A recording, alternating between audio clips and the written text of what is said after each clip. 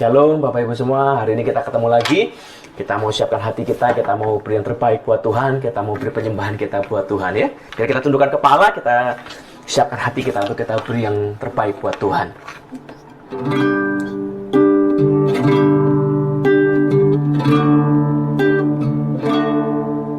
Bapa, Engkau mengenalku lebih dari siapapun. Engkau tahu ceritaku dan isi hatiku.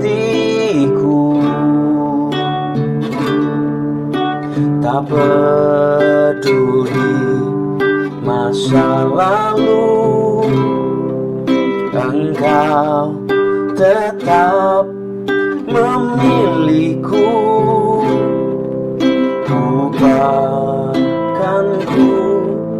sempurnakan jadi karya yang indah.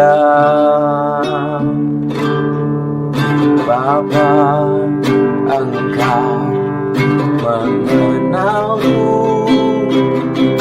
lebih dari siapapun. Engkau tahu ceritaku dan isi hatiku.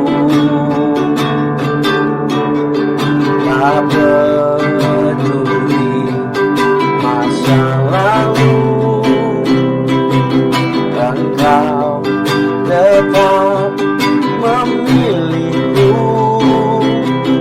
Ubahkanku, sempurnakan jadi karya yang indah. Kini aku percaya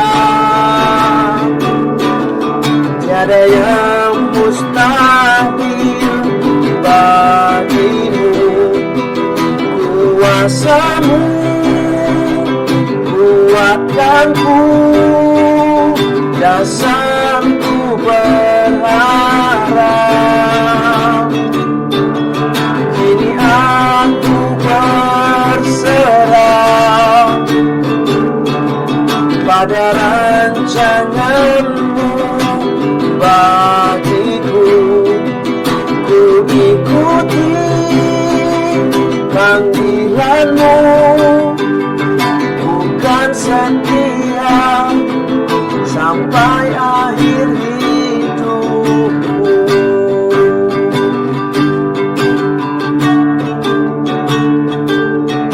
Bapa, Engkau mengenalku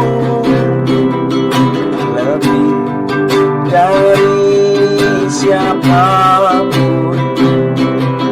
Engkau tahu ceritaku dan isi hatiku. Tak peduli masa lalu, Engkau tetap memilihku. Ubahkanku, sempurnakan jadi karya yang indah. Kini aku percaya tiada yang mustahil bagimu. Kuasamu kuatkanku, dasarku berharap. Kini aku berserah pada rancanganmu bagiku. Ku ikuti panggilanmu, bukan setia sampai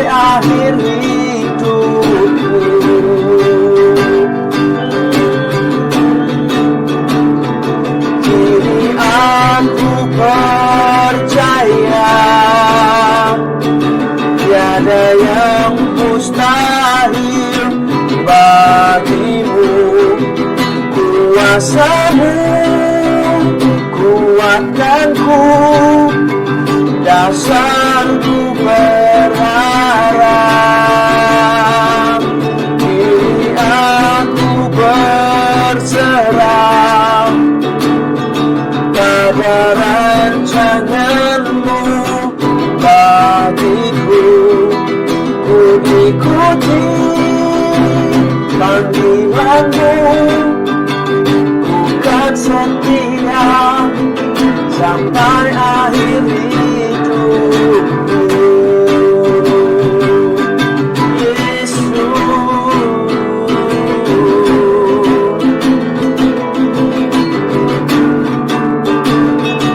ku kan setia melayani-Mu,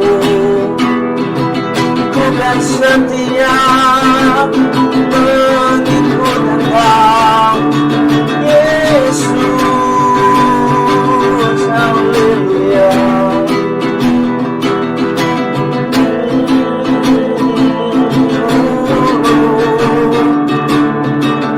Ku percaya Tuhan, rancangan-Mu sempurna, rancangan-Mu baik, rancangan-Mu indah. Kau yang memanggilku, Kau yang memilihku. Pengampunan, kebaikan, kesempatan yang Kau beri adalah anugerah. Yesus, ku bersyukur.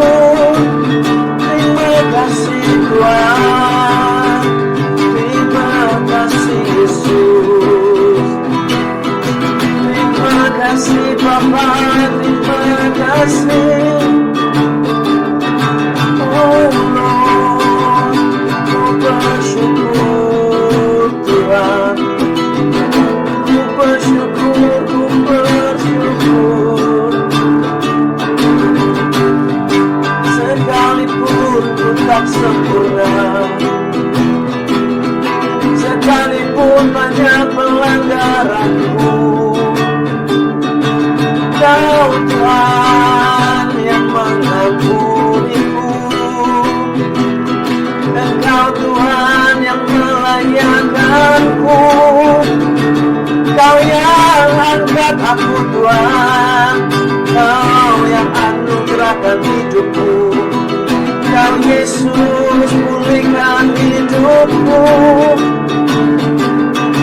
Ini aku Tuhan, ku persembahkan padamu seluruh hidupku, masa mudaku. Semua yang ada padaku, ku berikan padamu.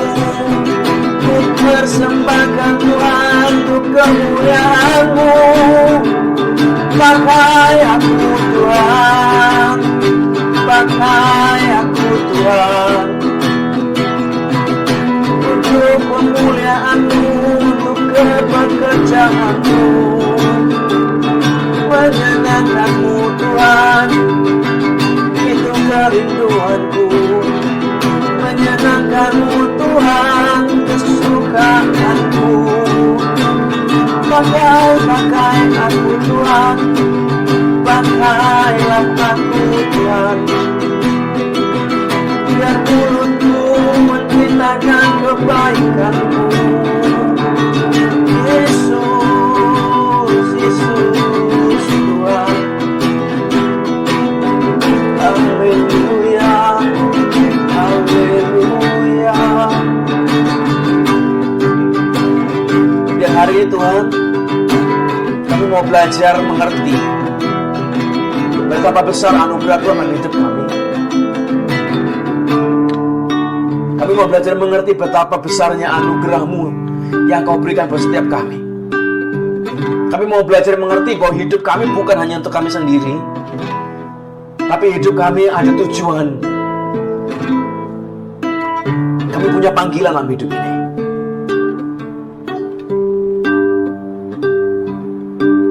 Biar hari kami menjadi orang-orang yang mengerti panggilan Tuhan. Kami menjadi orang-orang yang responsif dengan Tuhan. Hadir di tempat kami hari Tuhan. Kuasai pikiran kami, kuasai hati kami, kuasai roh kami, jiwa kami Tuhan. Biar hari ini kami jadi orang-orang yang tajam mendengar suara-Mu, tajam mendengar didikan teguran Tuhan. Singkapkan Tuhan setiap selaput dalam mata kami, dalam hati kami, pikiran kami Tuhan. Biar hari ini kami jadi orang-orang yang mengerti apa yang sedang Tuhan mau bicara buat kami. Hari kami mau terbuka dengan Tuhan. Kami mau tundukkan hati kami, pikiran kami di bawah Kristus. Kami mau tundukkan kehendak kami di bawah Tuhan. Biar kehendak Tuhan yang ajaib itu yang terjadi buat kami. Dan kami mau berkata ya Tuhan terhadap panggilan-Mu. Kami tahu sekalipun panggilan Tuhan tidak pernah mudah, tapi kami mau berkata ya Tuhan. Karena kami tahu saat Tuhan panggil kami, Tuhan juga menyertai kami. Tuhan memampukan kami. Tuhan tidak pernah tinggalkan kami sendiri. Jadi hari itu kami mau berkata, Tuhan, lakukan apa yang Kau pandang baik dalam hidup kami. Sebab kami percaya, kami memilih untuk percaya. Semua rancangan-Mu baik. Beri kami keberanian, beri kami iman, beri kami pengertian Tuhan, untuk kami meresponi firman-Mu dengan benar. Dan beri kami mengubah hidup, mengubah kebiasaan kami, pikiran kami Tuhan, untuk selaras dengan Tuhan. Bicara buat kami hari ini Bapa. Kami terbuka dengan Engkau. Kami terbuka dengan didikan Tuhan, firman-Mu, teguran, ajaran-Mu Tuhan. Dan kami mau dengar firman-Mu, dan kami mau menghidupinya. Di dalam nama Tuhan Yesus Kristus. Biar kita semua yang siap mendengar firman dan mengubah hidup demi Kristus. Biar kita katakan sama-sama, amin. Shalom Bapak Ibu semua. Hari ini saya berdoa kita semua dalam keadaan diberkati Tuhan ya. Nah hari ini kita akan bicara tentang sesuatu yang penting. Dari sekian banyak Alkitab kita tahu Yesus sering berulang kali memberikan perumpamaan-perumpamaan. Tapi kali ini kita akan bicara satu perumpamaan yang sangat berbeda dari perumpamaan Yesus yang lain. Satu perumpamaan yang kita baca hari ini, akan kita belajar hari ini adalah satu perumpamaan yang diceritakan Yesus berdasarkan kisah nyata Bapak Ibu. Jadi bukan perumpamaan yang diambil sebagai ilustrasi. Bukan seperti, kalau aku ingin menggambarkan sesuatu, jadi aku kasih sebuah cerita. Bukan. Perumpamaan yang Tuhan beri kali ini yang akan kita belajar hari ini adalah sebuah perumpamaan yang terjadi berdasarkan real event, kejadian asli, sejarah mencatatnya. Nah, yang mana kita belajar baik-baik ya. Lukas pasal 19 ayat 11 sampai 27. Ayatnya agak panjang hari ini, jadi saya minta kita berdoa, kita sabarlah sedikit ya. Karena kita perlu mengerti ini kisah baik-baik, karena ini berdasarkan kisah nyata. Satu-satunya perumpamaan dalam Alkitab yang ditulis berdasarkan kejadian nyata, fakta historis adalah ini. Saya akan bacakan buat kita semua. Kalau ada punya Alkitab di rumah, silakan dibuka karena akan sangat penting sekali untuk Anda mendengar dan membaca dan mengerti kisah ini dengan baik. Karena kita akan sangat hati-hati karena ini berdasarkan fakta sejarah. Saya bacakan ya. Untuk mereka yang mendengarkan dia di situ, Yesus melanjutkan perkataannya dengan satu perumpamaan. Sebab ia sudah dekat Yerusalem dan mereka menyangka bahwa kerajaan Allah akan segera kelihatan. Maka ia berkata, ada seorang bangsawan yang berangkat ke sebuah negeri yang jauh untuk dinobatkan menjadi raja di situ, dan setelah itu baru kembali. Nah, saya pengen hati-hati dulu. Jadi sambil baca saya akan jelaskan. Ada kesalahan atau ketidaktepatan terjemahan di sini. Kita menulis begini, ada seorang bangsawan berangkat ke sebuah negeri yang jauh untuk dinobatkan jadi raja di situ. Setelah itu dia kembali. Ini salah terjemah. Dalam terjemahan aslinya, dalam terjemahan Inggris lah, supaya lebih gampang kita mengerti ya, karena banyak orang yang mengerti terjemahan Inggrisnya. Dia berkata begini, a certain nobleman went into a far country to receive for himself a kingdom and to return. Jadi bukan untuk dinobatkan jadi raja sebenarnya ya terjemahannya, tapi untuk menerima sebuah kerajaan bagi dirinya atau menerima warisan kerajaan bagi dirinya, lalu dia akan kembali ke tempatnya yang semula. Ya, jadi bukan menjadi raja di situ di negeri yang jauh itu lalu dia kembali, tidak. Kalau dalam terjemahan bahasa Indonesia berkata untuk dinobatkan jadi raja. Jadi dinobatkannya di sana, jadi rajanya di sana, kalau sudah jadi raja di situ baru dia kembali. Ternyata tidak. Dalam terjemahan Inggris dia berkata, he went into a far country, dia pergi ke negeri yang jauh untuk menerima mendapatkan bagi dirinya sebuah kerajaan. Ya, kerajaan ini warisan lah ceritanya. Dan untuk kembali lagi ke tempat dia berasal. Oke, sampai di sana dulu lalu kita baca ayat 13-nya. Ia memanggil 10 orang hambanya dan memberikan 10 mina kepada mereka, katanya, pakailah ini untuk berdagang. Perhatikan kata berdagang. Dalam terjemahan bahasa Inggris dia berkata for doing business until I return, sampai aku datang kembali. Jadi perintahnya adalah sewaktu dia pergi, do business, berbuatlah, hasilkanlah atau berdaganglah kalau versi bahasa Indonesianya sampai aku kembali. Bekerjalah lah, begitu ceritanya. Ayat 14. Akan tetapi orang-orang sebangsanya membenci dia, lalu mengirimkan utusan menyusul dia untuk mengatakan, kami tidak mau orang ini menjadi raja atas kami. Ada salah ketidaktepatan lagi penerjemahan di sini. Ditulis begini, kami tidak mau orang ini menjadi raja atas kami. Jadi raja katanya. Terjemahan bahasa Inggris tidak, dia berkata begini, but his citizens, warganya, hated him, membenci dia, and sent a message after him, mengirim pesan mendahului dia, saying, kita tidak mau, we will not have this man to reign over us. Kami tidak mau orang ini memerintah atas kami, bukan jadi raja. Jadi biar kita pahami dulu, ada memang ketidaktepatan, tapi kita coba pahami dulu kisah ini baik-baik supaya mengerti ya. Lalu lanjut lagi ayat 15. Dan terjadilah ketika ia kembali setelah ia dinobatkan jadi raja, tadi sudah kita belajar ya, dia bukan menjadi raja. Ia menyuruh memanggil hamba-hambanya yang telah diberinya uang itu untuk mengetahui berapa hasil dagang mereka masing-masing. Dalam terjemahan asli Inggrisnya berkata begini, and it came to pass that when he was returned, having received the kingdom. Jadi setelah dia kembali, setelah menerima kerajaannya. Jadi dia bukan jadi raja, tapi dia menerima warisannya, dia menerima kerajaannya. Then he commanded the servants to be called unto him to whom he had given the money, and he might know how much every man had gained by trading. Jadi supaya kita ngerti baik-baik ya, ada orang mau pergi ke negeri yang jauh untuk menerima baginya sebuah kerajaan. Bukan jadi rajanya, tapi untuk menerima sebuah kerajaan. Dan orang-orang menolak dia. Orang berkata, warganya berkata, kami tidak mau dia berkuasa memerintah atas kami. Memerintah berkuasa itu belum tentu jadi raja. Belum tentu seorang raja. Bupati juga seorang penguasa. Pak RT juga penguasa. Dia yang punya otoritas.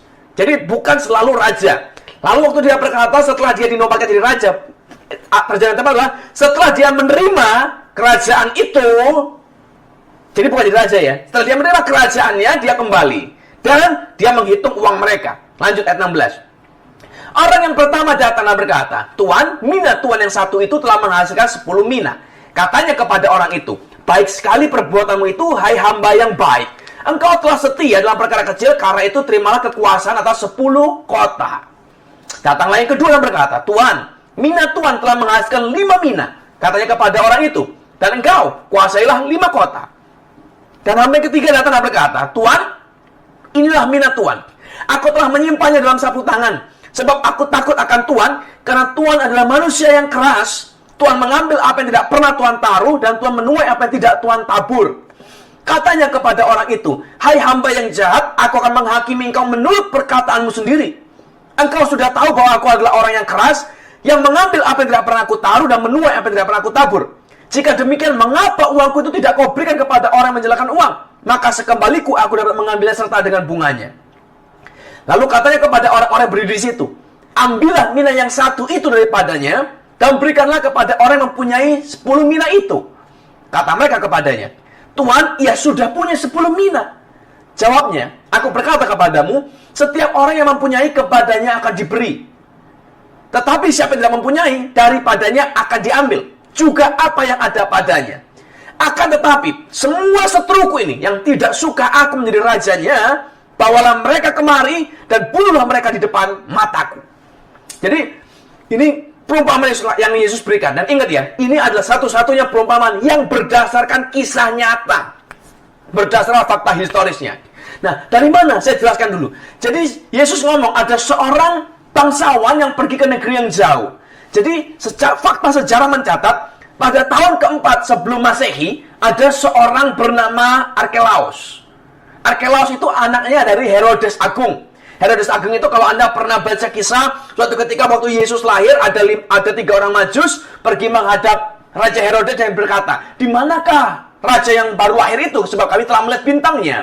Lalu Herodes berkata, "Loh, nggak ada di sini. Carilah, ikutilah bintang itu dan kabarkanlah kepadaku di mana dia lahir, sebab aku juga mau turut menyembah dia." Tapi ternyata orang majus nggak datang, nggak kembali lagi kepada dia. Lalu marahlah dia dan dia bunuh semua anak-anak kecil di Israel di tanah itu. Yang usia 2 tahun ke bawah semua dibunuh, dibantai habis. Kita tahu kisahnya, kita tahu itu sering diceritakan dalam kisah-kisah Natal. Nah, Herodes Agung ini punya anak, namanya Arkelaus dan Antipas. Lalu punya anak tiri lagi dari istri yang berbeda, namanya Filipus. Jadi ada 3 orang. Nah, fokus kita akan ada pada orang yang pertama, namanya Arkelaus ini. Waktu Herodes mati, dia membuat surat wasiat. Dan itu membuat kebingungan besar di sana, karena ternyata ada 6 surat wasiat yang dia buat, Bapak Ibu. Nah, 6 surat wasiat ini beda-beda isinya semua. Tapi intinya, salah satunya si Arkelaus ini berkata begini, "Aku sebagai anak yang tertua harus dan berhak mendapatkan warisan kerajaan dari bapakku, seluruh kerajaan Yudea di sana waktu itu." Jadi si Raja Herodes ini dia berkuasa seluruh Yudea. Dan Arkelaus berkata, karena dia sudah mati, jadi aku yang berhak untuk menerima kerajaan itu.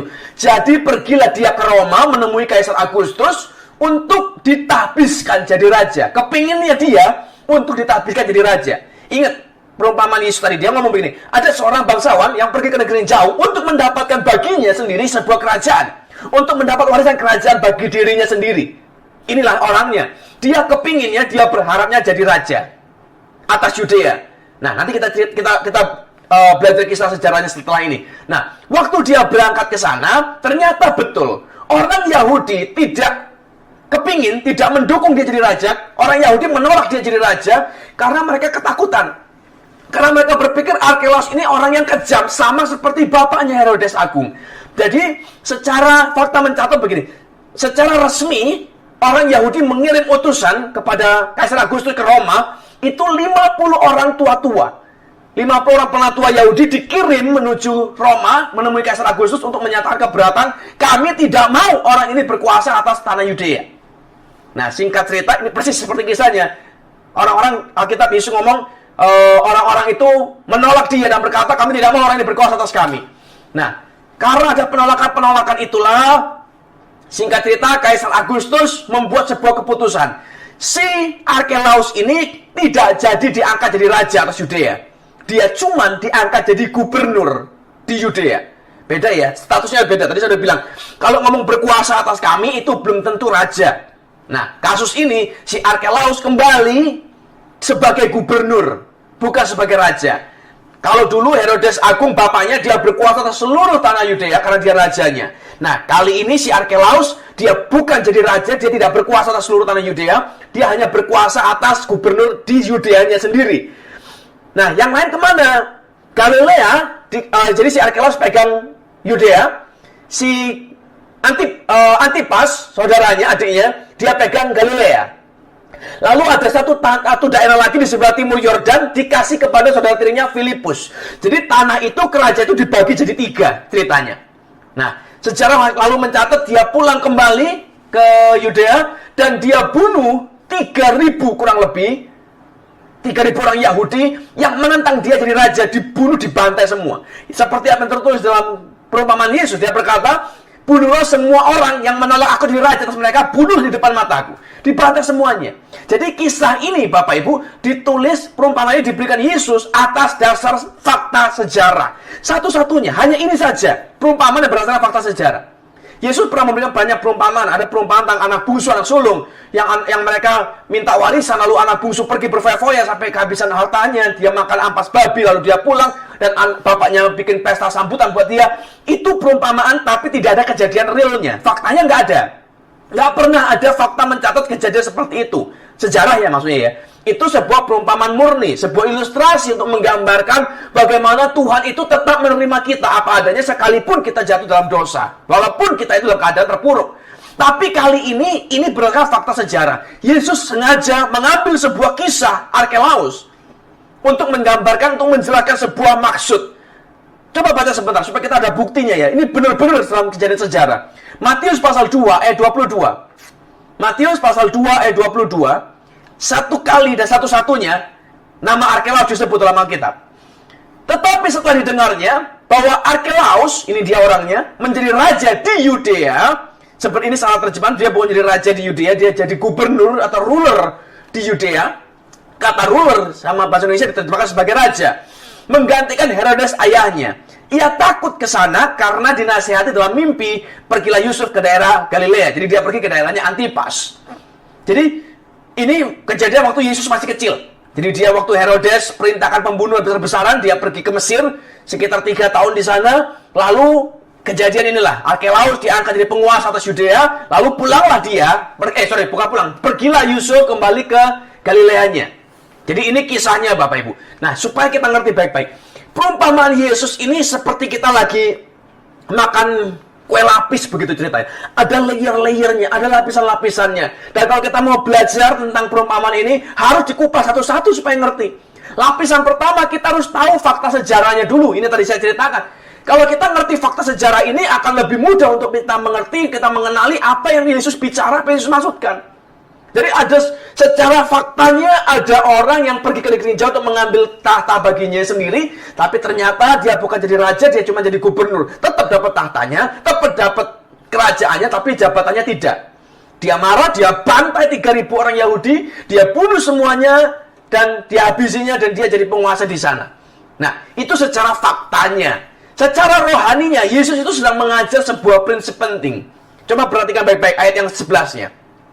Lukas 19 ayat yang ke-11, dia berkata begini, untuk mereka yang mendengarkan dia di situ, Yesus melanjutkan perkataannya dengan suatu perumpamaan. Sebab Yesus sudah dekat Yerusalem dan mereka menyangka bahwa kerajaan Allah, perhatikan dia, mereka menyangka bahwa kerajaan Allah, the kingdom of God, akan segera kelihatan. Yesus itu memberikan perumpamaan itu untuk menggambarkan kondisinya. Secara rohani, Yesus itu raja, Bapak Ibu. Tapi dia memberikan perumpamaan ini untuk menegaskan bahwa dia akan kembali kedua kalinya jadi raja. Jadi si Arkelaus ini waktu pertama dia bukan raja, dia bukan gubernur. Sampai dia pergi ke Roma, dia kembali, barulah dia terima posisinya sebagai gubernur. Yesus pun sama. Waktu Yesus di bumi, dia bukan pemegang kerajaan surga saat itu. Karena dia sedang menjalankan sebuah misi. Bapaknya, makanya dia berulang kali, kerajaan surga seumpama, karena dia masih di bumi. Dia juga ngomong, aku lebih baik untuk aku pergi daripadamu supaya aku bisa memberikan seorang penolong bagimu. Jadi kalau dia masih ada di sini, nggak akan terjadi pengenapan firman itu. Jadi dia ngomong, selama dia di bumi, dia masih tidak berkuasa sepenuhnya atas seluruh rancangan ilahi itu. Dia perlu pergi ke tempat yang jauh untuk menerima otoritas itu secara penuh, untuk menerima otoritas secara full, baru dia bisa kembali lagi dan berkuasa atas kita semua. Jadi dia berkata, dari bumi ini, di bumi ini, dia perlu pergi. Ini adalah nubuatan tentang kematian dia, karena dia sudah dekat Yerusalem. Alkitab ngomong, dia sudah dekat Yerusalem, dan dia menyangka kerajaan Allah sudah kelihatan. Dia perlu pergi untuk menerima tanggungan penderitaan di kayu salib, mati, 3 hari kemudian bangkit, dan dari situlah dia akan terima otoritas secara full, kembali lagi kepada kedua kalinya, jadi raja secara penuh. Jadi ini adalah penggambaran, perumpamaan ini untuk menggambarkan posisi Yesus. Jadi orang-orang menyangka, mana kerajaan Allah, mana kerajaan Allah? Dia jelaskan, nanti kerajaan Allah itu akan datang, nanti setelah aku mati, setelah aku bangkit, setelah aku datang kepada Bapa dan aku kembali kepadamu, disitulah kerajaan Allah akan digenapi.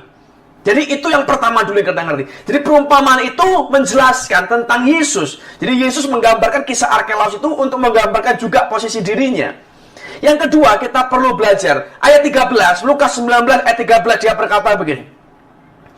Ia memanggil 10 orang hambanya dan memberikan 10 mina kepada mereka. Katanya, pakailah ini untuk berdagang, for doing business, until I return, sampai aku datang kembali.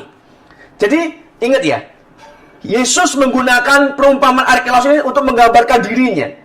Dia sebagai rajanya. Dan sama, itu sama seperti Yesus memanggil hambanya dan memberikan setiap orang 1 mina. Dan dia berkata, dikasih tugas. Jadi sama seperti Yesus sedang mengajar, dia juga memberi tugas kepada Anda dan saya for doing business for God. Kita di bumi ini dipanggil untuk doing business for God. Bukan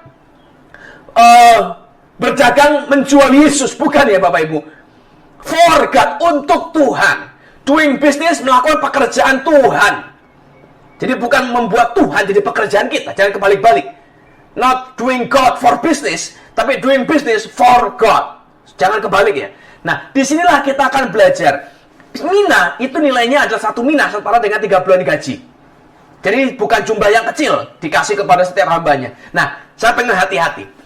Jangan salah dengan perumpamaan kisah talenta dalam Matius 25. Dalam perumpamaan talenta, Yesus memberikan perumpamaan begini. Dia panggil 3 orang hambanya, yang satu terima 10 talenta, yang satu terima 5 talenta, yang satu terima 2 talenta, yang satu terima cuma 1 talenta. Lalu kembali yang 5 jadi 10, yang 2 jadi 5, yang satu tetap 1. Beda-beda nilainya. Ada yang 5, ada yang 2, ada 1. Tapi dalam kisah ini, perumpamaan ini, setiap orang dapat 1 mina. Rata, semuanya. Nggak peduli siapa itu. Semuanya dapat 1. Nah, apa yang membedakannya? Kenapa dibedakan? Yang satu di Matius pasal Lukas 19, yang satu Matius 25. Dan itu diceritakan dengan kondisi yang berbeda kepada pendengar yang berbeda. Tapi memang mirip. Nah, kalau kita belajar, kita lihat baik-baik. Matius pasal 25, tentang talenta, itu menceritakan tentang karunia rohani. Spiritual gift and abilities, kemampuan kita. Jadi tiap orang dikasih kemampuan yang berbeda-beda. Setiap orang dikasih karunia yang berbeda-beda. Setiap orang dikasih karunia rohani yang berbeda-beda. Pakailah itu untuk sebuah, kembangkanlah itu. Jadi beda-beda. Saya misalnya, mungkin saya nggak bisa main musik. Kalau disuruh main musik, ngawur-ngawur atau salah-salah. Tapi ada orang lain yang talentanya memang hebat. Main musik indah, main musiknya menyentuh jiwa, bagus sekali. Beda talenta. Dalam bidang musik, dia mungkin dapat 5 talenta, saya dapat 2. Itu beda-beda. Tapi dalam kasus yang ini, Yesus memberikan 1 mina kepada 1 orang. Semuanya sama rata. Artinya, ada momen, ini bukan bicara spiritual rohani, spiritual gift, bukan bicara masalah abilities, kemampuan kita, tapi bicara sesuatu yang diberikan Tuhan kepada kita secara sama rata kepada setiap orang. Nah, apa sebenarnya yang diberikan Tuhan secara sama rata kepada kita? Dalam konteks kita, kalau kita ngomong ini tentang kerajaan Allah ya, the kingdom of God ya Bapak Ibu. Berulang kali, kalau Yesus menjelaskan kerajaan Allah, itu selalu menjelaskan pertama pasti diajarkan tentang waktu. Tidak ada seorang pun yang tahu waktunya, hanya Tuhan yang tahu. Dan betul, setiap orang memang punya waktu yang sama jatahnya, 24 jam sehari. Ini waktu di sini bukan bicara masalah usia hidup, bukan. Oh, ada yang hidup 20 tahun terus meninggal, ada yang 100 tahun lalu meninggal, tidak. Tapi kapasitas waktu yang diberikan Tuhan kepada kita semua sama. Dalam satu hari, semua orang mendapatkan waktu yang sama, jatahnya sama 24 jam sehari. Tapi, apakah Anda setuju kalau saya berkata bahwa ternyata dalam jatah waktu yang sama, Bapak Ibu, ada orang-orang, hamba-hamba yang lebih produktif daripada hamba-hamba yang lain. Ini ngomong hamba Tuhan maksudnya ya, pelayan Tuhan, atau orang yang dipanggil Tuhan. Ternyata ada orang-orang, atau karyawan lah, ada karyawan-karyawan yang lebih produktif dalam pekerjaannya, dalam waktu yang sama, dibandingkan karyawan yang lain. Saya rasa Anda pasti setuju dengan saya. Ternyata betul. Jatah waktunya sama, 24 jam, tapi hasilnya, yang satu bisa lebih efektif, yang satu bisa lebih hebat, lebih banyak dibanding yang lain. Kenapa? Ya manajemen waktunya. Yang kedua, setiap kali Yesus bicara tentang kerajaan Allah, selalu dia bicara tentang kebenaran. I am the way, the truth, and the life. Akulah jalan untuk menuju ya kepada keselamatan, kebenaran, dan hidup. Jadi ada kebenaran. Semua orang dapat kebenaran yang sama. Alkitab kita cuma satu, Yesus ya cuma satu, tapi kita kadang melakukannya berbeda. Ada yang baca kebenaran itu, dia baca firmannya, dia hafal mungkin firman itu, tapi dia nggak kerjakan, dia nggak lakukan. Ya percuma Bapak Ibu. Kalau Anda tidak hidup dalam kebenaran yang sama, dalam kebenaran itu, Anda tidak akan kehilangan Alkitabnya sih, tapi Anda kehilangan berkat di balik mentaati firman itu. Jadi nggak ada yang, kepada si Deki dia Tuhan kasih kebenaran lebih, makanya dia lebih ngerti firman, misalnya. Tidak. Atau dia lebih rohani? Enggak, Bapak, enggak ada urusannya. Semua orang dapat kebenaran yang sama. Masalahnya adalah kita, bagaimana cara kita mengelola kebenaran itu. Kita menerima kebenaran itu, dan kita menghidupi kebenaran itu. Akan menentukan hasilnya. Ingat, waktu si Yesus berikan perumpamaan, si nobleman, si bangsawan itu, dia ditulis begini. Waktu dia pulang, dia panggil semua hamba-hambanya untuk mengadakan perhitungan. Dihitung bagaimana mereka mengerjakan uang mina itu. Jadi bagaimana kita mengerjakan hidup kita, mengerjakan waktu kita, mengerjakan kebenaran kita, kebenaran Tuhan dalam hidup kita, itu dihitung Bapak Ibu. Dinilai sama Tuhan. Yang ketiga, kalau setiap kali Yesus bicara tentang kerajaan Allah, dia selalu bicara masalah kesempatan. Kalau orang percaya, mengaku dengan mulut dan percaya dalam hatinya, dia akan diselamatkan. Kesempatan untuk melayani Tuhan, untuk datang ke hadapan Tuhan. Setiap orang dikasih kesempatan yang sama, Bapak Ibu.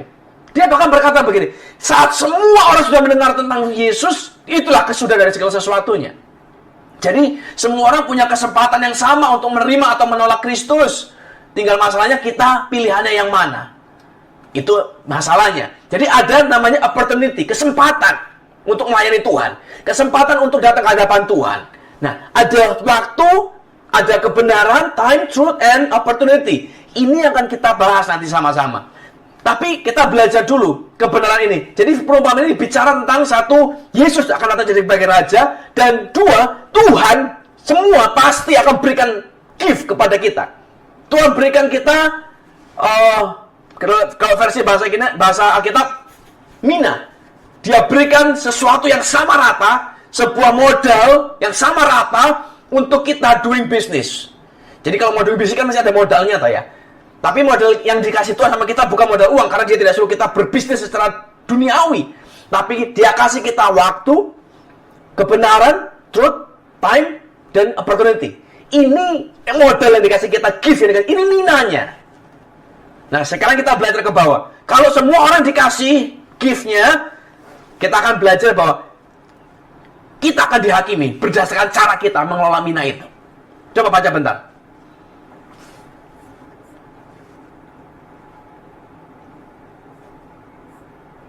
Lukas 19. Sebentar ya. Lukas 19 ayat 15. Dan terjadilah ketika ia kembali setelah dinobatkan jadi raja, ia menyuruh memanggil hamba-hambanya yang telah diberinya uang itu untuk mengetahui. Dia mau tahu berapa hasil dagang, berapa hasil dari doing business mereka masing-masing. Jadi Tuhan itu mau tahu, Bapak Ibu. Jadi bukan sekedar dikasih gift lalu selesai terserah mau jadi atau gagal, mau bangkrut terserah. Enggak. Semua dikasih gift dan dihitung. Jadi ada rasanya dikasih gift, dikasih waktu hidup. Jadi jangan ngawur-ngawur hidup ini. Jangan berpikir, wah hidup cuma sekali, ayo kita nikmati, kita pesta pora, kita mabuk-mabukan, kita ngedrugs. Hidup ini dikasih dengan dihitung nantinya. Ada kebenaran yang akan diperhitungkan kepada kita dan dihadapkan dengan kita. Ada kesempatan-kesempatan yang dikasih kepada kita. Kalau masih nggak diambil, ya hancur-hancurnya ya dihitung. Semuanya akan dihitung, Bapak Ibu.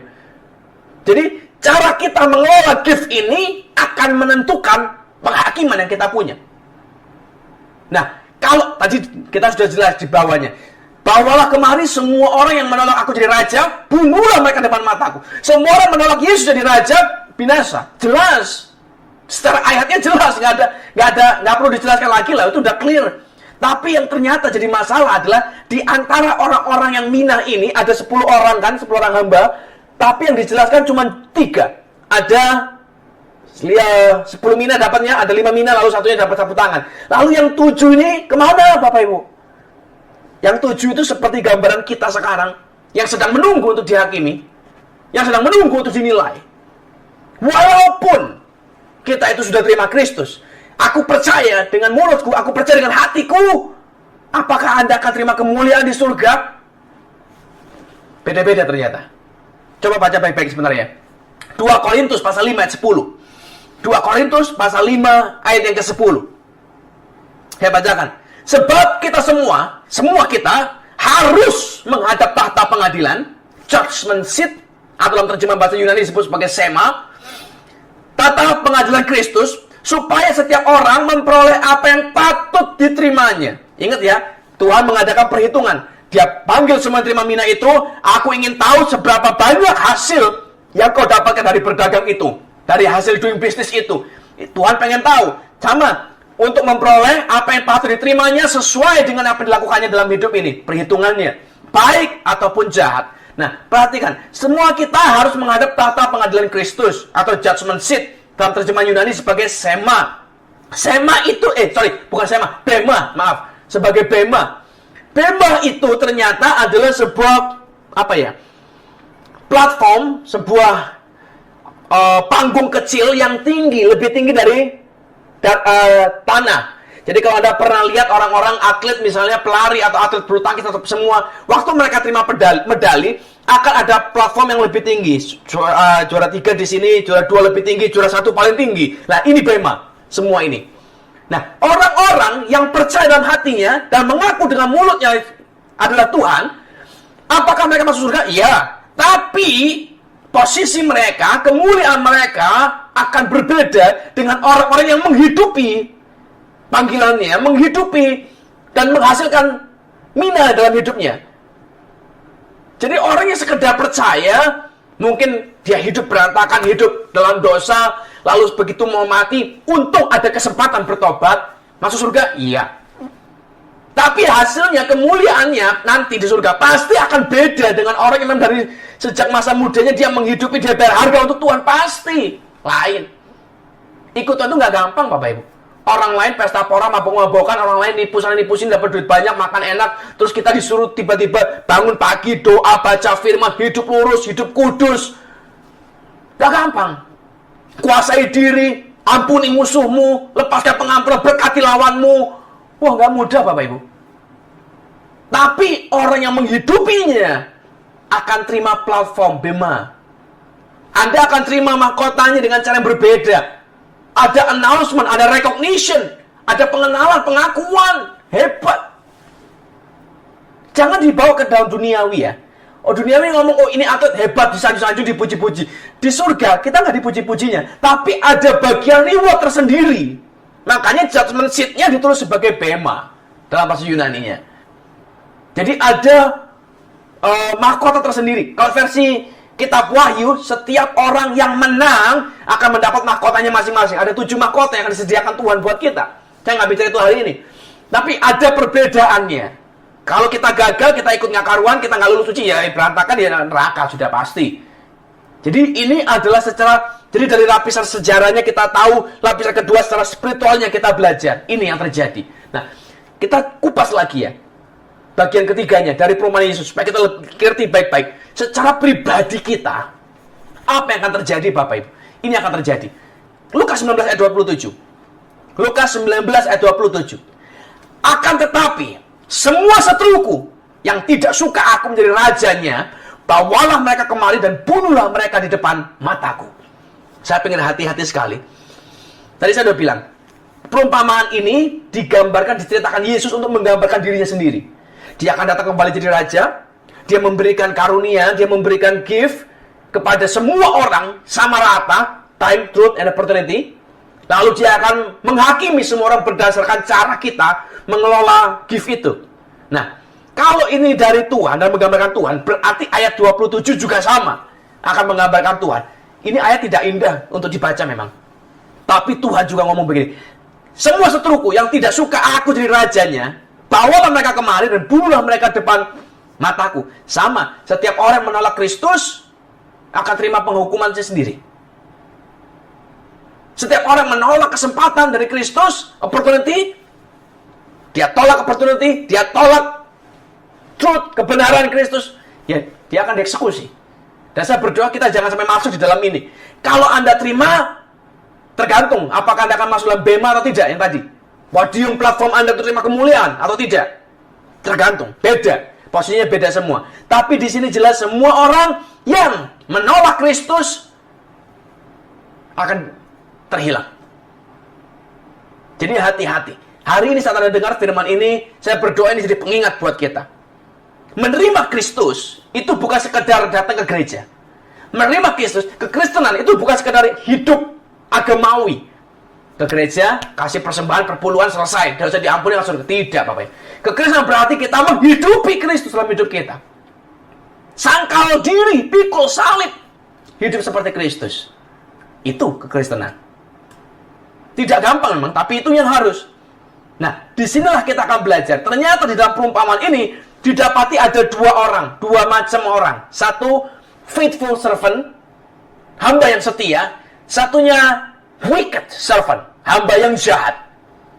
Coba baca bentar ya. Ini supaya kita ngerti. Ini konsep kebenaran Tuhan. Kalau Anda dikasih gift sama Tuhan dan Anda sembunyikan, Semua karunia yang kau sembunyikan, Anda akan kehilangan. Ayat 21. Sebab aku takut akan Tuhan, karena Tuhan adalah manusia yang keras. Tuhan mengambil apa yang tidak pernah Tuhan taruh, dan Tuhan menuai apa yang tidak Tuhan tabur. Jadi dia berpikir dengan cara yang salah. Dia pikir, oh Tuhan ini jahat. Dan Tuhan ngomong, Perumpamaan berkata, aku akan bertindak kepadamu sesuai perkataanmu itu. Artinya Tuhan itu akan bertindak seperti apa yang Anda pikirkan tentang dia. Kalau Anda berpikir Tuhanmu adalah Tuhan yang jahat, ya dia akan melakukan yang jahat padamu. Kalau Anda berpikir dia Tuhan yang pelit, hidup Anda akan susah terus.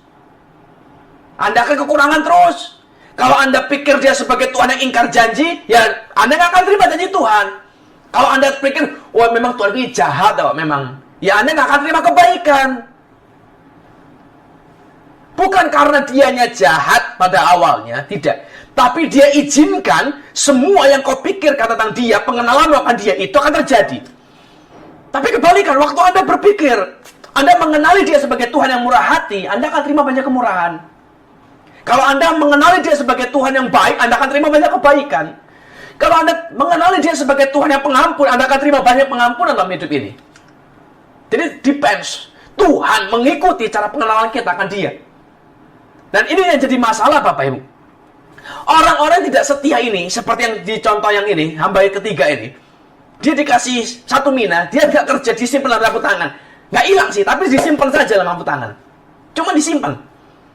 Gambaran orang ini, unfaithful servant ini, wicked servant ini, adalah gambaran orang-orang Kristen yang tidak mau involve doing business for God. Ingat ya, hidup kita ini bukan hanya buat diri kita sendiri loh Bapak Ibu.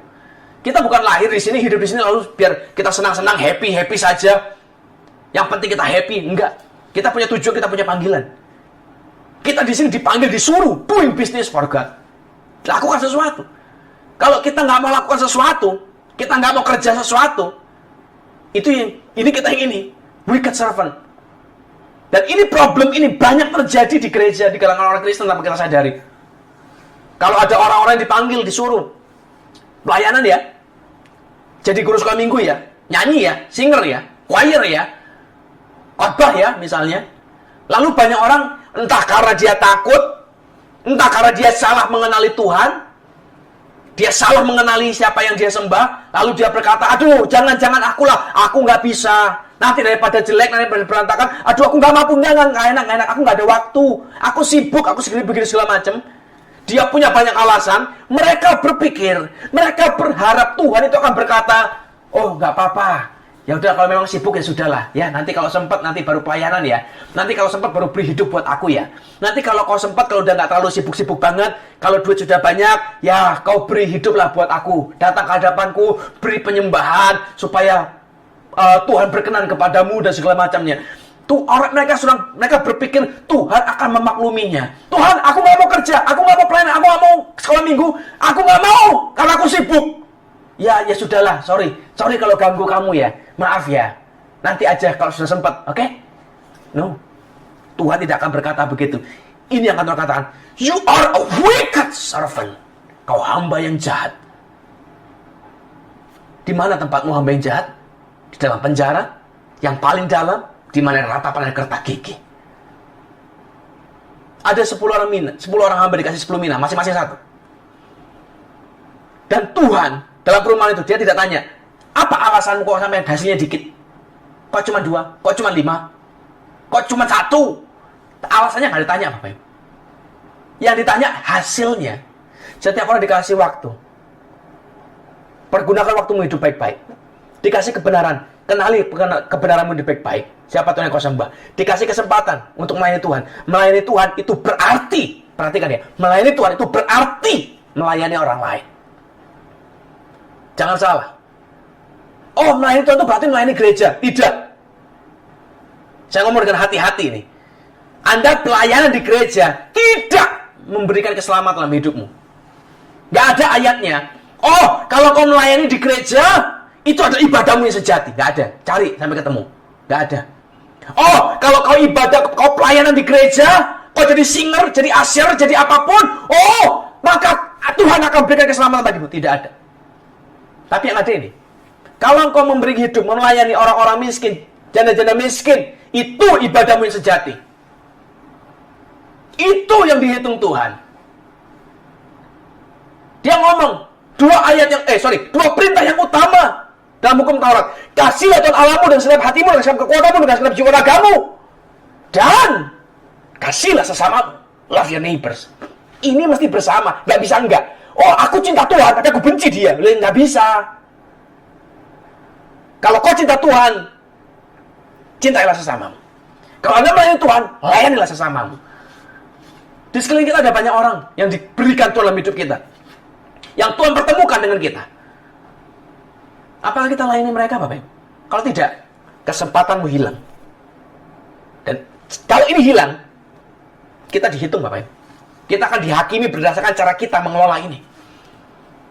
Jadi hati-hati baik-baik.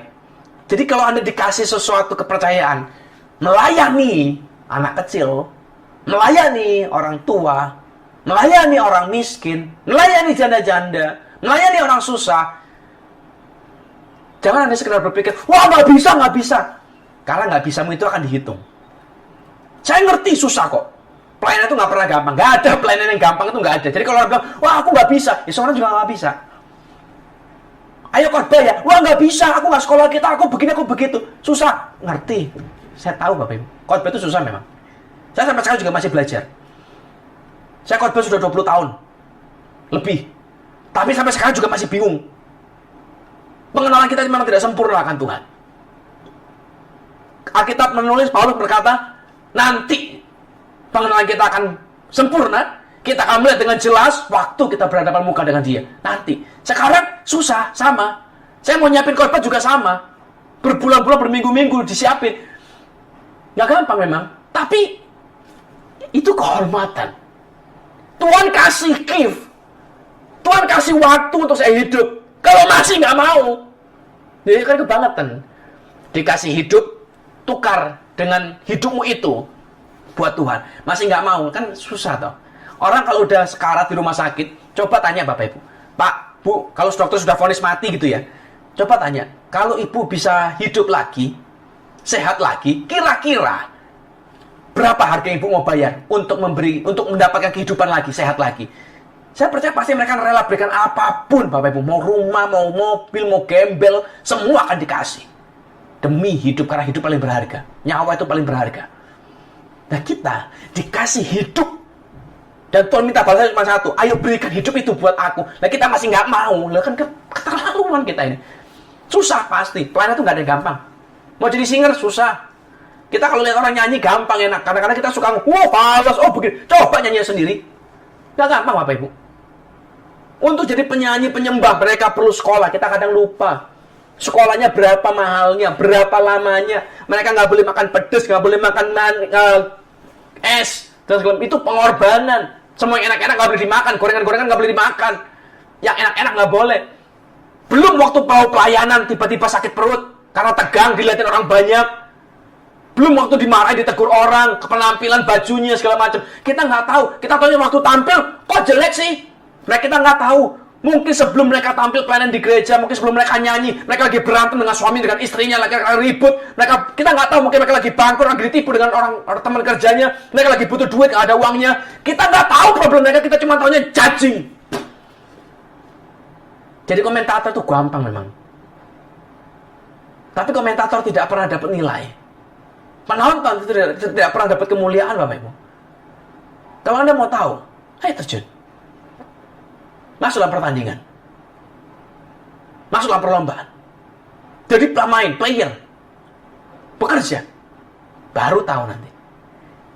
Orang yang pernah jadi penyanyi, worship leader misalnya, hanya mereka yang pernah jadi worship leader yang tahu penderitaannya worship leader. Kalau Anda tahu pernah rasanya jadi pengkhotbah, baru Anda tahu nanti betapa susahnya untuk berkhotbah. Kalau cuma judging mah enak. Sekarang mah banyak. Orang khotbah apa disalahin, oh salah. Dan memang nggak gampang. Memang susah. Mau khotbah yang benar itu susah, Bapak Ibu. Tapi bukan berarti terus kita, ya sudah, biarin saja. Enggak juga. Kita belajar. Kita juga nggak, oh salah, ya sudahlah, karena susah, biar aja salah. Enggak juga. Karena tahu susah, belajar. Sekolah. Ayo dong. Waktu dikasih. Truth dikasih, kebenaran dikasih. Opportunity-nya dikasih. Jangan sampai hilang. Kalau sampai hilang ya susah. Habis lah. Semua orang kita, Anda dan saya Bapak Ibu, kita semua akan dihakimi kok. Pasti. Coba perhatikan bentar ya. 1 Korintus 3:13. 1 Korintus 3:13. Sekali kelak, pekerjaan masing-masing orang akan nampak. Karena hari Tuhan akan menyatakannya. Sebab ia akan nampak dengan api dan bagaimana pekerjaan masing-masing orang akan diuji oleh api itu. Jika pekerjaan yang dibangun seseorang tahan uji, dia akan mendapat upah. Jika pekerjaan terbakar, ia akan menderita kerugian. Tetapi ia sendiri akan diselamatkan, tetapi seperti dari dalam api. Jadi kalau Anda jadi seorang hamba yang tidak mengerjakan apa-apa, dan kita suatu ketika diuji, kita akan kerugian kita besar, habis semuanya. Selamat kita, jiwa kita selamat, tapi seperti dari dalam api. Sedih sekali kenyataan. Itu kayak orang kebakar tapi nggak mati, Bapak Ibu. Sakitnya, penderitaannya itu luar biasa. Dan itu yang terjadi dengan orang-orang yang unfaithful. Wicked servant. Inilah yang terjadi dengan mereka. Dikasih kesempatan, dikasih waktu, dikasih opportunity, dikasih truth, tapi ternyata tidak mampu mengerjakannya dan hasil pekerjaan tidak tahan uji. Wow. Anda selamat sih. Karena mengakui Yesus kan. Percaya dengan mulut dan hatimu. Ya, tapi kerugianmu akan sangat besar. Seperti keluar dari dalam api. Kalau Anda pernah lihat orang kebakar, penderitaannya nggak karuan Bapak Ibu. Sakitnya luar biasa dan tidak ada satupun, tidak ada obat satupun yang bisa meredakan rasa sakit akibat kebakar itu. Meredakan mungkin iya, tapi nggak akan lama dan nggak akan hilang, sakit tetap akan kerasa. Kerugian Anda akan, keadaanmu akan sangat menyedihkan sekali. Dan perhatikan, Yesus ngomong, kalau kau ternyata didapati tidak tahan uji pekerjaan itu, semua yang ada padamu akan diambil dan diberikan kepada yang punya 10 mina. Lalu orang-orang mulai teriak, it's unfair, gak adil, tuh dia punya 10, kenapa diambil? Ayat 26, Lukas 19:26. Yesus memberikan sebuah prinsip penting. Dia berkata begini, jawabnya, aku berkata kepadamu, setiap orang yang mempunyai kepadanya akan diberi. Tapi siapa yang tidak mempunyai, daripadanya akan diambil, juga apa yang ada padanya akan diambil. Artinya begini, kita semua ini dikasih waktu, dikasih kebenaran, dikasih kesempatan. Kalau kau tidak ambil, if you don't use it, you lost it. Kau akan kehilangan. Disuruh, dikasih kesempatan jadi guru sekolah minggu, nggak mau, diambil. Disuruh jadi pengkhotbah, nggak mau, diambil. Disuruh jadi pengajar, nggak mau, diambil. Disuruh doain orang sakit, nggak mau, diambil. Bisa-bisa kita didoain nanti suatu hari. Hati-hati.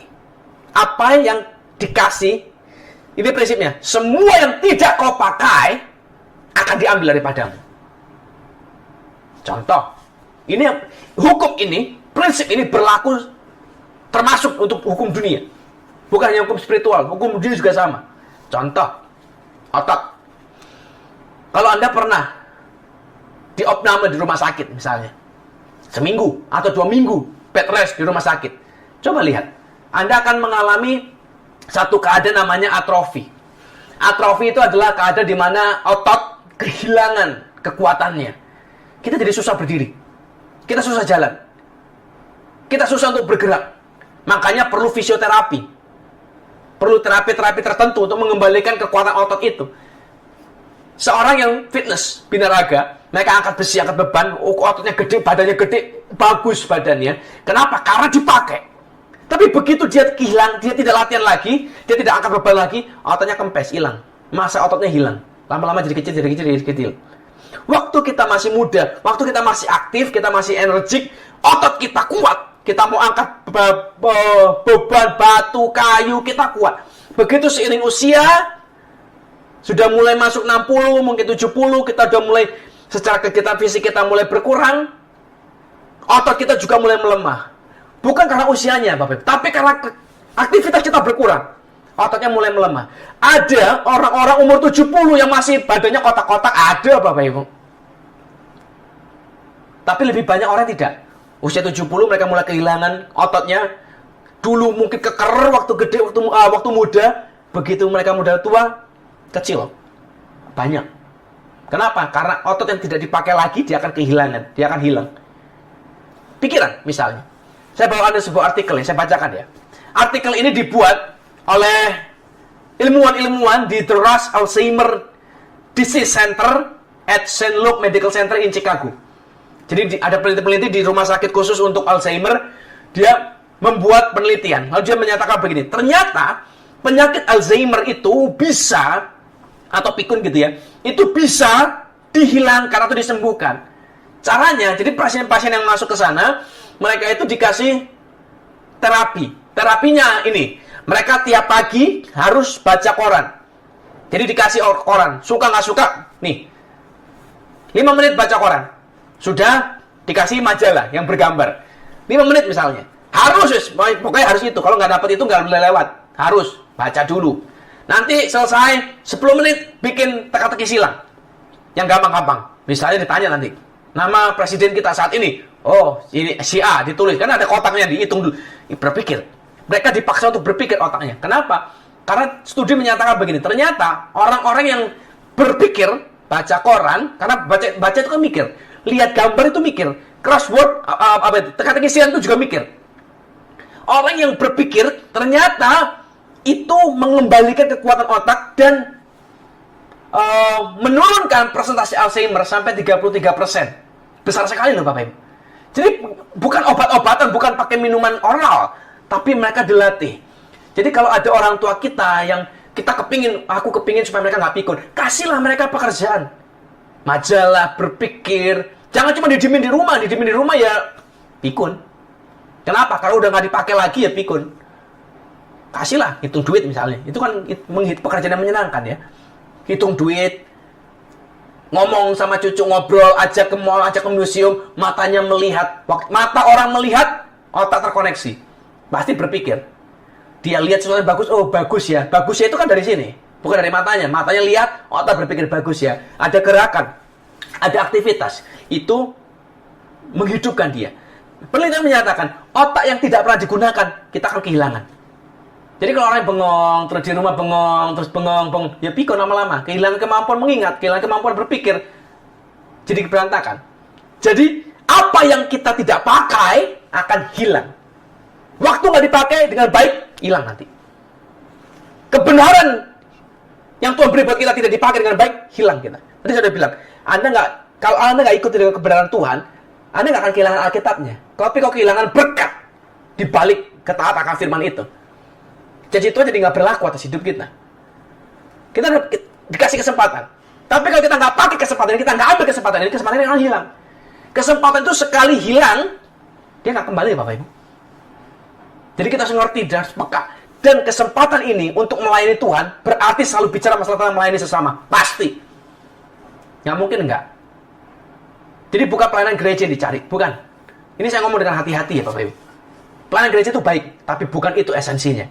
Esensinya adalah di luar gereja itu loh. Hidup kita ini ngapain? Hidup kita ini berbuat apa? Berbuah apa? Kalau Anda bilang, tapi aku bisa nggak punya waktu. Waktu itu semua orang sama. Nggak ada orang nggak punya waktu. Hanya masalah prioritas. Contoh, Anda merasa nggak punya waktu. Cobalah. Bangun lebih pagi setengah jam. Setiap hari.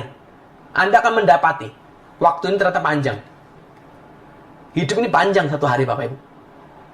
Kalau Anda bisa bangun 1 jam lebih awal, hidup ini akan terasa jauh lebih panjang lagi nanti. Ada banyak hal yang bisa Anda kerjakan dalam hidup ini. Dan perhatikan konsepnya. Waktu kalau Anda nggak pakai akan hilang. Tapi begitu Anda maksimalkan waktu ini, Anda akan mendapat lebih. Begitu Anda bangun 1 jam setiap hari lebih awal, tiba-tiba Anda akan mendapati lebih banyak hal yang bisa Anda kerjakan dalam hidup ini. Anda akan jauh lebih produktif. Anda akan jauh lebih menghasilkan, jauh lebih berbuah dalam hidup ini. Dalam banyak hal, dalam pekerjaan, dalam keluarga, dalam studi, semuanya. Hanya masalahnya kita bagaimana mau menghidupinya. Jadi hari ini saya berdoa baik-baik Bapak Ibu. Kepada kita diberikan 3 mina. 1 mina. 3 gift. Ada waktu, time, truth, opportunities. Pakai baik-baik. Waktu untuk hidup itu dihitung. Kebenaran kita dihitung. Kesempatan kita untuk melayani orang lain, melayani Tuhan, itu dihitung. Jadi hari ini saya berdoa. Hitunglah hari-harimu dengan bijak. Jangan sekedar menjalaninya. Hitunglah hari-harimu dengan bijak. Seperti apa yang kata Daud. Ajar aku Tuhan menghitung hari-hariku. Supaya kita tidak terlena, kita tidak kehilangan. Kita semua akan dihakimi Bapak Ibu. Semua kita. Cara kita mengelola mina ini akan dihitung dengan kita. Akan hakim mungkin kepada kita. Jadi hari saya berdoa dengan sungguh-sungguh, Bapak Ibu, biar kau dan saya, kita semua didapati Tuhan, lulus uji pekerjaan kita. Karena kalau tidak, pekerjaan kita kan kerja loh buat Tuhan, tapi kalau nggak lulus uji, saat api itu datang dan hancur, kita akan menderita kerugian yang sangat besar. Sekalipun kita selamat, keadaan kita seperti baru keluar dari dalam api. Menyedihkan, Bapak Ibu.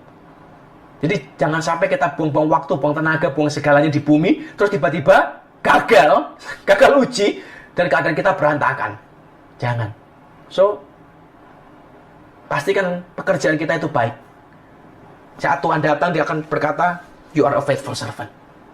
Jangan sampai dia bilang, you wicked servant. Jadi jangan lagi banyak alasan dengan Tuhan. Pelayanan itu nggak ada yang gampang. Melayani itu nggak ada yang gampang. Melayani selalu identik dengan pengorbanan. Kita korban waktu, kita korban tenaga, kita korban harta, korban kesukaan, korban hobi, semua korban. Tapi Tuhan membayar semuanya dengan lipat kali ganda. Reward kita itu jauh lebih besar daripada pengorbanan kita. Jadi saya berdoa dan pilih baik-baik.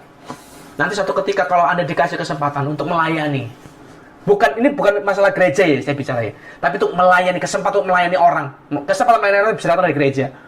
Waktu Anda dipanggil, ayo jadi worship leader, say yes. Tapi juga jangan cuma say yes, tapi begitu fals-fals di panggung, say yes, lalu belajar, prepare yourself for the best, karena kita doing business for God. Ayo jadi guru sekolah minggu, say yes. Anda jangan bilang, nggak bisa, semua orang juga nggak ada yang bisa. Prepare yourself. Ayo bagi firman, say yes. Jangan bilang, aduh nggak bisa, susah. Memang susah, nggak ada yang ngomong gampang. Prepare yourself. Karena cara kita untuk menerima dan mengelolanya dihitung. Dan ini akan jadi penghakiman buat kita. Saya berdoa sungguh-sungguh hari ini, biar Anda dan saya kita didapati lulus uji pekerjaan kita dan membawa kemuliaan buat Tuhan. Biar kita tundukkan kepala sama-sama. Kita mau berdoa, kita mau menghadap Tuhan. Bapak, biar hari ini firman ini bicara buat kami hari ini. Firman ini memberi teguran buat kami, didikan buat kami. Biar hari ini beri kami iman, beri kami keberanian untuk kami melangkah Tuhan, berkata, ya Tuhan, kami mau hidup untuk Tuhan. Kami mau pakai waktu hidup kami dengan sangat hati-hati. Kami mau pakai truth, kebenaran Tuhan dalam hidup kami. Kami mau mentaatinya, kami mau menghidupinya. Biar firman-Mu, janji-Mu, ya dan amin buat kami. Dan kami mau ambil opportunity to serve God, untuk melayani Tuhan. Kesempatan untuk melayani orang lain, untuk melayani sesama kami mau ambil itu Tuhan. Biar hidup kami jadi garam dan terang dunia. Hidup kami bukan jadi gelap dan racun bagi orang lain, tapi jadi terang dan garam dunia. Pakai kami Tuhan.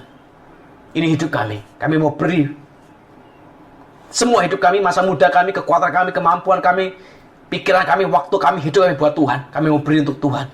Kami mau respon dengan Tuhan. Terima kasih Bapak. Terima kasih buat didikan, buat teguran, buat pengingat buat kami. Terima kasih buat hari ini. Kami percaya firman ini bukan untuk orang lain, tapi buat kami yang sedang mendengarnya hari ini. Tuhan sedang bicara dalam hati kami secara pribadi. Tuhan sedang tegur kami secara pribadi hari ini. Dan biar kami juga menjawab panggilan Tuhan, teguran Tuhan dengan cara yang pribadi. Kami mau jawab panggilan Tuhan. Kami mau hidupi panggilan Tuhan dalam nama Yesus. Jemaat yang dikasihi, saya berdoa biar hari ini, sekalipun firman ini ibadah kita selesai, tapi saya berdoa Tuhan menyertai engkau, memberkatimu, menguatkan engkau dan saya hari ini untuk kita bekerja dan hidup bagi Tuhan, supaya suatu hari saat pekerjaan kita diuji masing-masing kita didapati Tuhan tahan uji, dan pekerjaan kita tahan dari ujian dan menghasilkan kemuliaan dan upah yang besar buat kita dan buat kemuliaan Tuhan, nama Tuhan. Jemaat hari ini saya undang kita sama-sama angkat tangan kita hari ini, kita akhiri ibadah kita. Biar hari sekalipun ibadah kita selesai, biar Tuhan terus berkarya, bekerja, dan bicara dalam hati kita masing-masing hari ini. Biar kita angkat tangan kita tinggi-tinggi di depan Tuhan, kita katakan amin yang keras, setiap perkataan berkat yang kita lepaskan buat kita semua. Sebab amin, mereka janji Tuhan jadi nyata dalam kehidupan kita. Bapak, kami berdoa, kami percaya dalam nama-Mu, diberkatlah pekerjaan kami, diberkatlah usaha kami. Apapun yang kami sedang kerjakan, dijadikan Tuhan berhasil. Biar kami naik di kepala dan bukan ekor. Biar kami jadi orang yang memberi bukan meminta-minta. Biar kami jadi orang kelimpahan bukan yang kekurangan. Dan kami terima berkat ini di dalam nama Allah Bapa, Allah Roh Kudus, dalam nama Yesus Kristus Tuhan. Semua percaya katakan sama-sama, amin. Saya berdoa hari ini adalah our turning point, titik balik kehidupan kita, untuk kita menjadi hamba yang setia, faithful servant. God bless you.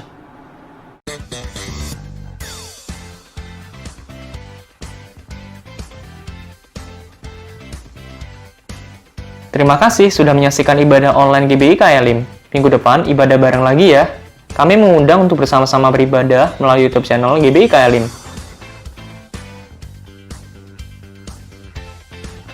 Pengajaran tentang Perjanjian Lama, KLIM Logos, akan diadakan secara online setiap Rabu jam 7 malam dengan menggunakan aplikasi meeting online. Komsel GBI KLIM akan diadakan secara online setiap Kamis jam 7 malam dengan menggunakan aplikasi meeting online. Follow akun sosial media kami untuk mengetahui update dan juga untuk mendengarkan khotbah. Persembahan dan perpuluhan bisa ditransfer melalui rekening BCA GBI KLIM. Untuk informasi konseling dan doa, bisa menghubungi nomor sekretariat gereja berikut ini. Terima kasih telah mengikuti KLIM News hari ini. Selamat hari Minggu, Tuhan Yesus memberkati.